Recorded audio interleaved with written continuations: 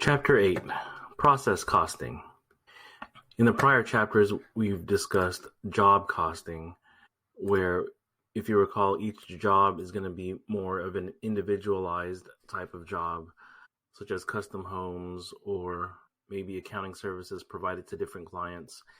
Each job provided to each client is going to have a certain level of individualization, whereas in process costing, the book gives examples such as cornflakes or beverages where a manufacturer is going to make hundreds or thousands or even millions of units of the same product, and you can't distinguish between one unit or the other. When you have individualized types of goods or services, you're going to do job costing, and when you have homogeneous types of units, you're going to do process costing.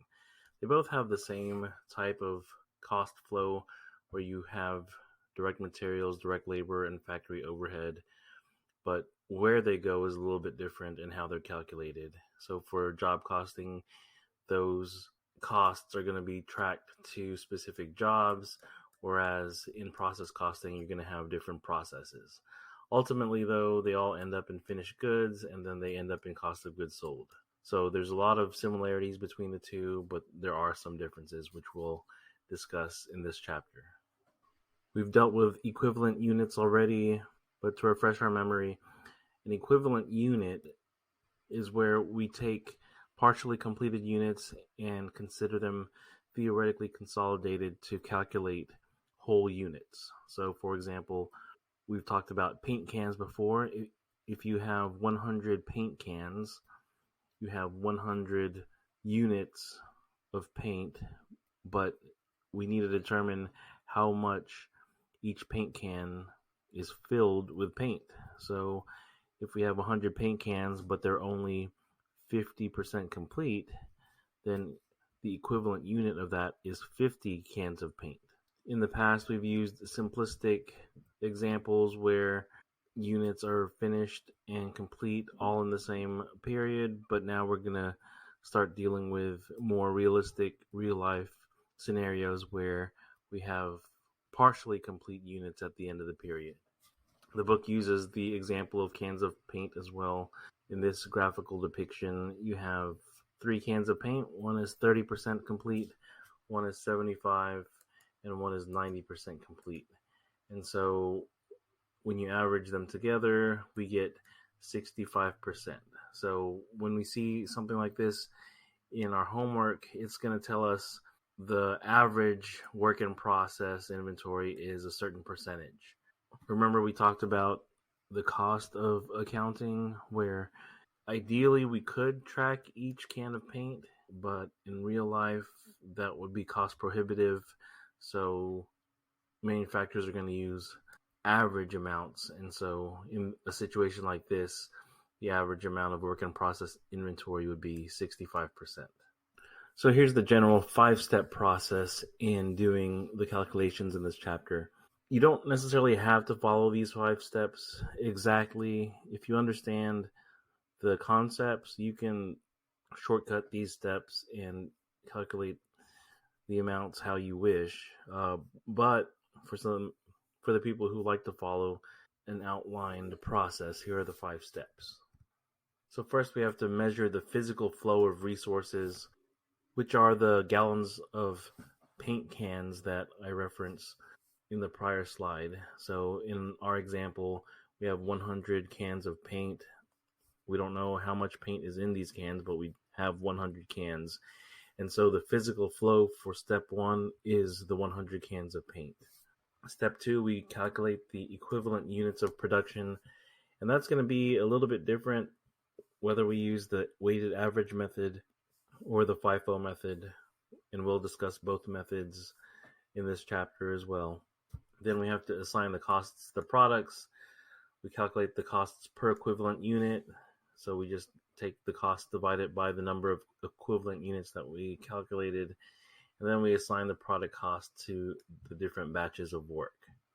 So here's an example. Apple State Juices produces fruit juices, and they have 3 different processes. They have the shredding department, where they shred the fruit they have the pressing department where they press and extract the juice, and then they have the pasteurization and packaging department. Finally, gets to the warehouse. And so we'll see how the costs flow through the different processes. In the example, we are calculating the physical flow for March. And so we look at the data. It says that we have work in process for March 1st of 20,000 gallons. So this means that there were 20,000 gallons that were started probably in February and they weren't finished.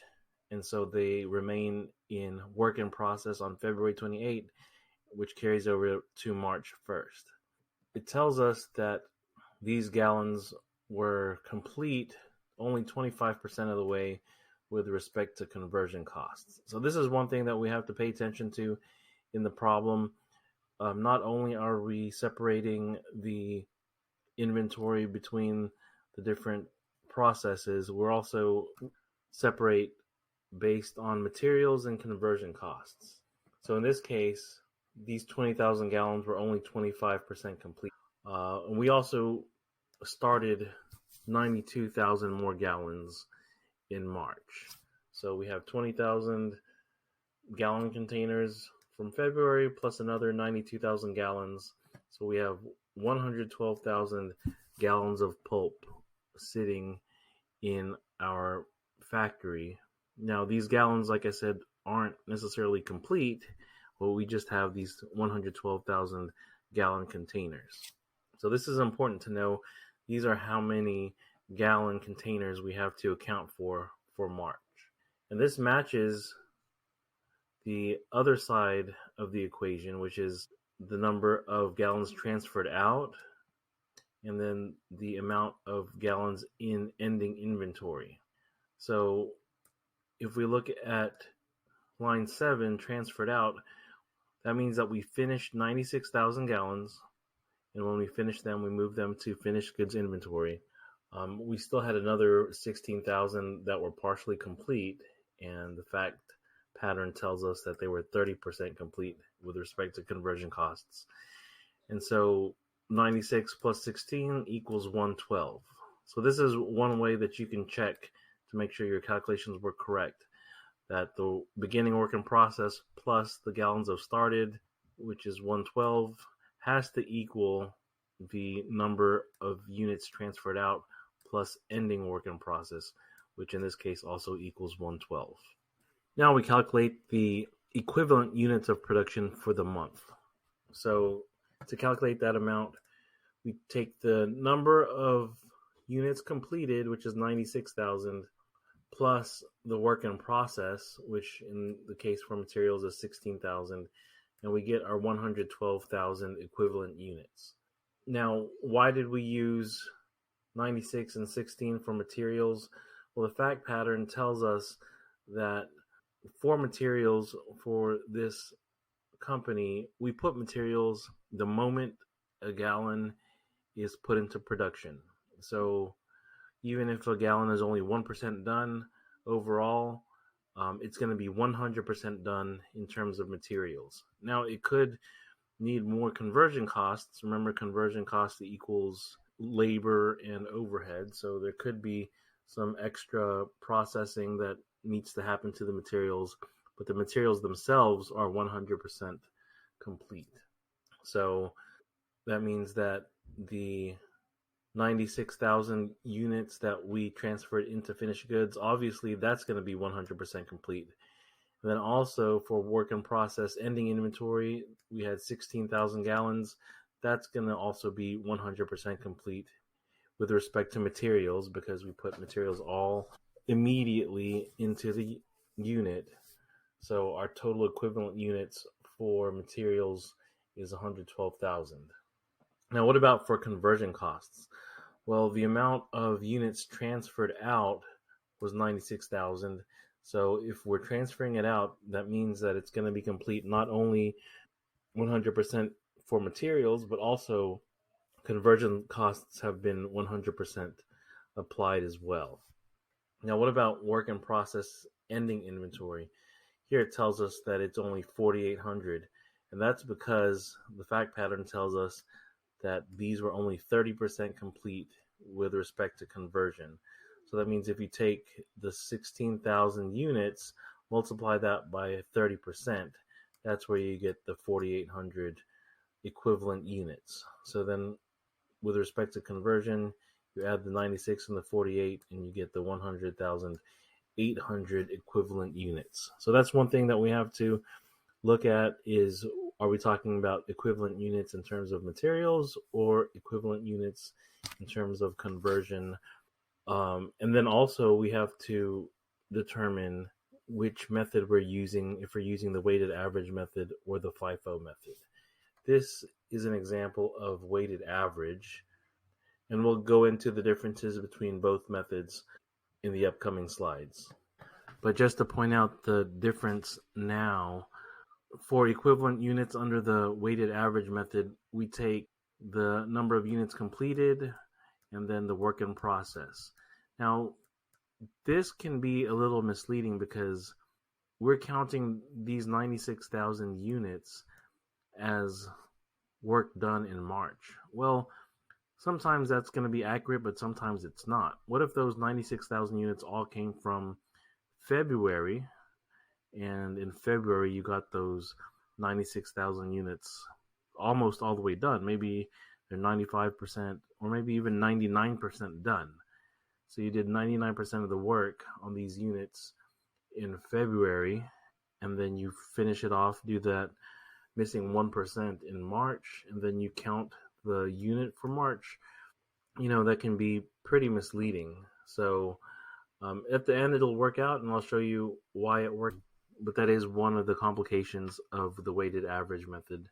I prefer the FIFO method because it's a lot more clear and there's less room for manipulation. So this slide shows us total costs. It shows us costs that were already in work in process from the beginning inventory, and then it shows us current costs. So this is how the weighted average method works out okay, because even though we might be counting a unit done in March when most of it could have been done in February, we're adding the February costs here. So keep that in mind. This March 1st work in process cost, that cost was not incurred in March. It was incurred in February or a prior period. So since we're including costs from a prior period, it's also okay that we are counting the equivalent units in this period, even though maybe it was mostly done in the prior period. So again, the weighted average method can be somewhat unfair in that we're counting equivalent units completed in this month, even though it's possible that more of that work was done in the prior month. But it ends up being okay because we're also including the work in process costs from the prior month. So at the end, it evens out. This slide describes more in detail what the differences are between the FIFO method and the weighted average method. Again, in the weighted average method, when you're calculating costs, you include the work in process cost, which is a prior period cost, as well as the current period cost. But that ends up being okay because you also include equivalent units from the prior period plus equivalent units in the current period. The FIFO method is cleaner because you are clearly segregating the two periods. You do work in process costs divided by work in process equivalent units. So that's prior period costs divided by prior period units. And you also do current period costs divided by current period units. So you're keeping the periods separate and distinct. And then in steps 4 and 5, we assign the costs to products using the weighted average method, or we can also use the FIFO method, depending on what the problem tells us to use. So let's revisit these steps with the weighted average method in mind. Step 1 is measuring the physical flow of the assets, and that's going to be the same whether we do the weighted average method or the FIFO method. Again, we can either calculate it as the beginning work in process plus the number of gallons that we started, and that'll give us the total gallons we need to account for. And again, the number can be calculated by looking at the number of units actually finished in the month plus the ending work in process, and that'll also give us the same number. So again, this step is the same whether we're doing the weighted average method or the FIFO method. Step 2, we look at the equivalent units, and again, that's calculated by counting the number of units completed and transferred out. It doesn't matter if you had to complete half of that unit or you just had to do that final 1% that I mentioned and the other 99% was done in the prior month. You're still going to count that in this month. And then you're also going to count work in process that's in ending inventory for this month, multiplied by the percentage complete to get your total equivalent units. So in this case, we completed 96,000 units. We have 16,000 that are partially done, but in terms of materials, they're 100% done because we put in all materials at the very beginning. So in terms of materials, our total equivalent units is 112. For conversion, however, it's a little bit different. Of course, the number of units transferred out of 96,000 are going to be complete with respect to conversion costs. But for ending inventory, we have those 16,000 gallons of juice that are partially complete, and the fact pattern tells us they're only 30% complete on average. So 16,000 times 30% is 4,800 equivalent units. So we get a total of 100,800 equivalent units in terms of conversion costs for March. Again, the weighted average method can be somewhat misleading because, again, if we completed 99% of these 96,000 gallons in the prior month, it seems somewhat misleading to count them for this month, but that's the way that the formula works out. Step 3 is to identify the costs to be assigned. We have our current costs here, which makes sense, but we also add in our work in process costs. And remember that these costs were the ones that were incurred in the prior month. So again, that makes the counting of equivalent units okay, because even though the equivalent units may have been completed mostly in the prior month, we have to count it for this month if they're completed in this month. But since we add in the total costs from the prior month as well, then at the end it works out. So in this case, total costs, which is the prior month plus this month, is $322,560, and it's separated into materials cost and conversion costs. So for step 4, we compute the cost per equivalent unit. Remember that the costs between materials and conversion costs are going to be different, and also the cost per equivalent unit is going to be different. So here you take the total materials cost of 100,800 divided by the 112,000 equivalent units with respect to materials, and you get 90 cents per equivalent unit. The conversion costs total 221,760. You divide that not by 112 but by 100,800 equivalent units, and you get 220 per equivalent unit. And now that we have our cost per equivalent unit, then we can allocate these costs to the different batches of work. So the number of units transferred out, we're going to multiply that number by the 90 cents for materials cost to get 86.4 for cost assigned, and then the 220 cost per equivalent unit for conversion cost multiplied by the equivalent units is 211,200.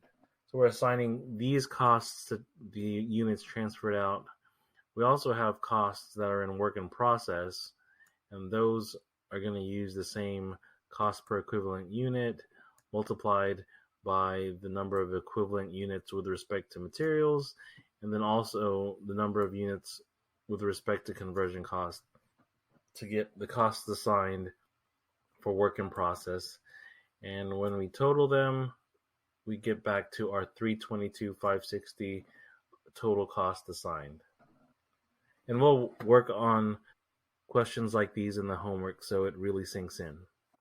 Next, we're going to look at these same 5 steps using the FIFO method. Step 1 is going to be exactly the same. We're looking at either the gallons of units started plus the work in process plus the beginning inventory to get the number of gallons that we need to account for, or we can use the number of units transferred out plus ending inventory work in process to get the same number. So it's the same whether or not we're doing weighted average or the FIFO method. Step 2, calculating the equivalent units, is going to be a little bit different under the FIFO method than the weighted average method. Remember that in the weighted average method, we counted all of the units that were completed and transferred out, and that includes units that were created in a prior period. And so that can be a source of inaccurate information or misleading information. But under the FIFO method, it's a little bit different. So we do consider the work in process beginning inventory up top, and then we add in the units that were started and completed to calculate the total completed and transferred out. And then we also consider the ending work in process inventory to get the total units accounted for. So that's all the same, but the difference is we're going to subtract out the beginning work in process. So we had 20,000 in beginning work in process, which were 100% complete in relation to materials. So when we're calculating the equivalent units for materials, we're going to subtract out the 20 grand. For conversion costs, however, remember that they were only 25% complete. So those 20,000 partial units were 25% complete. So that 25% is going to be attributed to the prior month. And so we're going to subtract out 5,000 here, which is 20,000 units times 25% to get our equivalent units for March. So again, for equivalent units under the FIFO method, we're going to end up excluding the beginning work in process because that work was done in a prior month.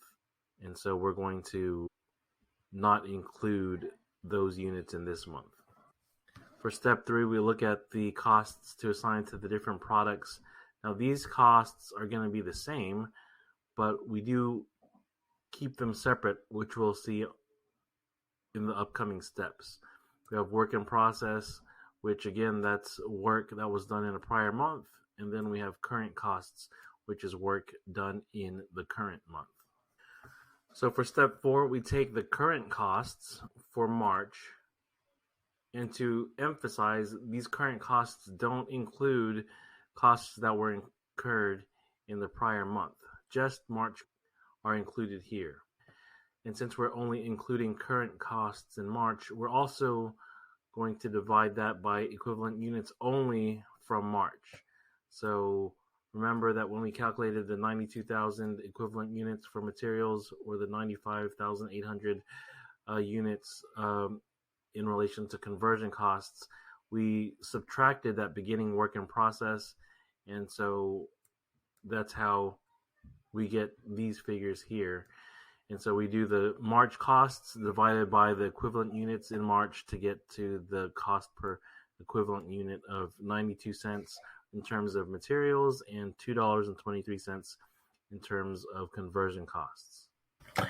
And as the slide notes, we are only including current period costs and activities. So again, compare that to weighted average, where we are including beginning inventory, which belongs to a prior period, and we're also including costs which belong to a prior period.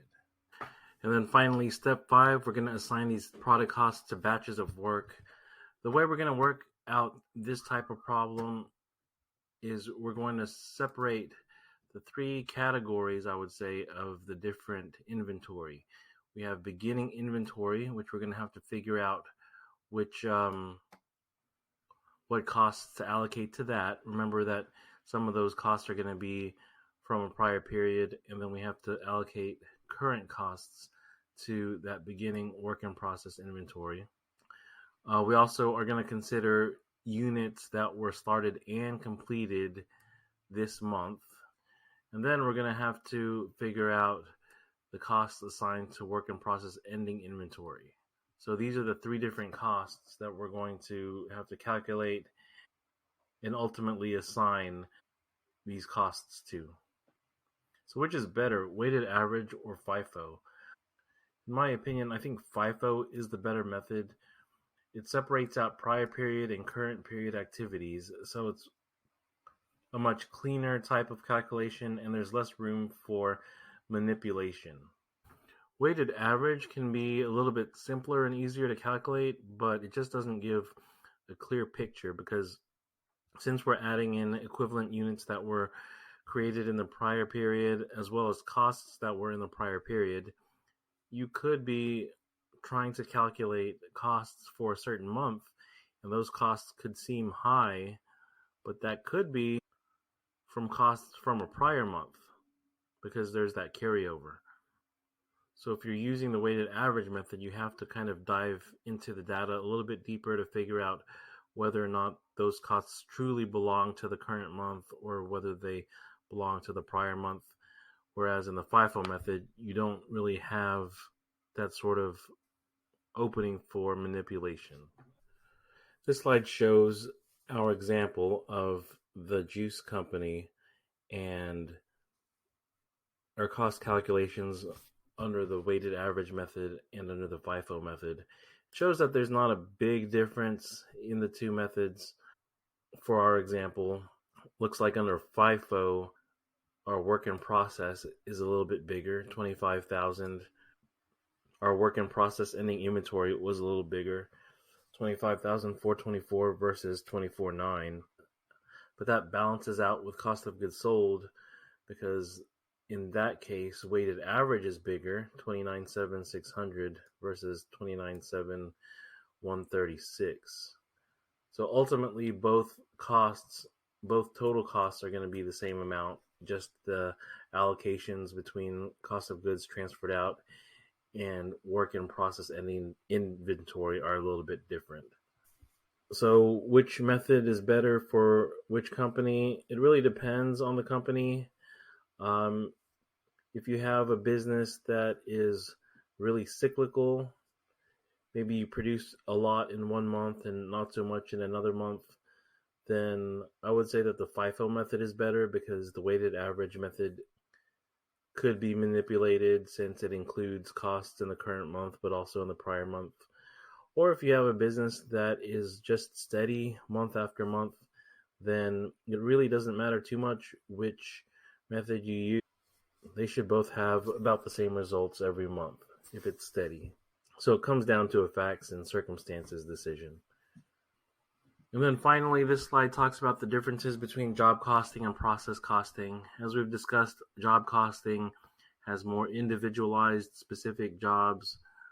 So custom homes, movies, services like maybe legal services or accounting services, you're probably going to use job costing. Whereas if you are a manufacturer and you're going to produce millions of units of cornflakes, beverages, the same color paint, whatever it might be, then you're going to use the process costing system.